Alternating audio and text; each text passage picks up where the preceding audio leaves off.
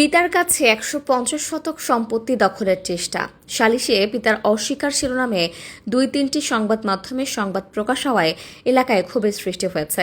প্রকৃতপক্ষে সুস্থ পিতা সগানে তার ৩ পুত্রের নামে ওই জমি দলিল করে দিয়েছে।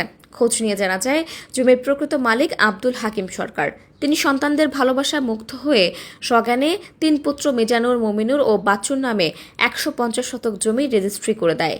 এর পরিপ্রেক্ষিতে আব্দুল হাকিমের দ্বিতীয় স্ত্রীর পক্ষে একটি কুচক্রী মহল ওয়ারিশ এনে তার মাধ্যমে আব্দুল হাকিমকে অসুস্থ বানিয়ে বিভিন্ন দপ্তরে অভিযোগসহ হাতে গোনা ২-৩টি মিডিয়ায় মিথ্যা সংবাদ পরিবেশন করায়।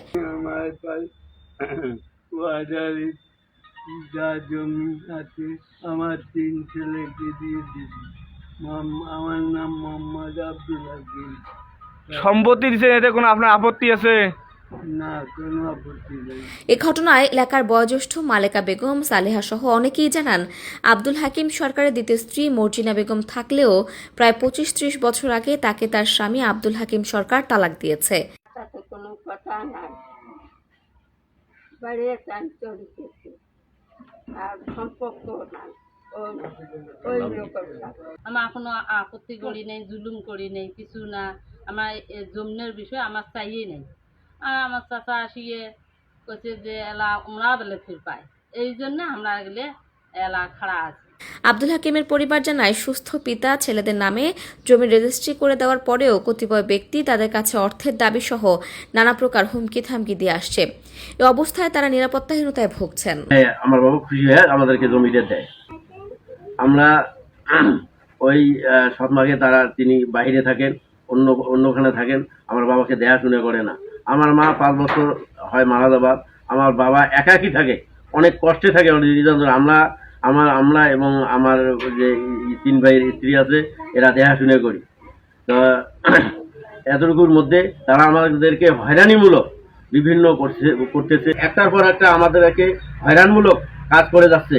মিডিয়ায়, তারপরে টিভিতে এরা চক্রান্তমূলক, এরা আমাদেরকে ক্ষতি করা এবং প্রতিপন্ন করা। আমাদের শান্তিতে থাকবো, ডালভাত খাবো, এই অধিকার থেকে ওরা ওই সাইফুর রহমান উনি আমাকে বঞ্চিত রাখতেছে। ৩৫ বছর থাকি আমার বাবার দেখাশুনে করে না। আমার মা মারা যাওয়ার যে 5 বছর হইলো, 5 বছর থেকে আমার বাবা একাই পরিবেশনের মধ্যে থাকে। মনে করেন আমার বউ, ভাবি, এগুলো মনে করেন বোন, সবাই নাতি পুতি এগুলো সবাই দেখাশুনে করে না। বিদায় আমার বাপ আমার 3 ভাইকে জমিন দিছে। অত মনে করেন আমার 7 বোনের অনুমতি নিয়ে জমিন দিছে। আমার বাবা বললো, আমার বাবা তখন বললো, আমি আমার ছেলের সম্পত্তি দেবো। সেটা হলো কারো এই দায়িত্ব থাকতে অধিকার থাকা যাবে না। সেটা হলো আমার 3 ছেলেকে আমি সুন্দরভাবে জমিন লিখে দেবো, এই 3 ছেলে। এই জন্য আমার বাবা আমার জমিনটা লিখে দিচ্ছে।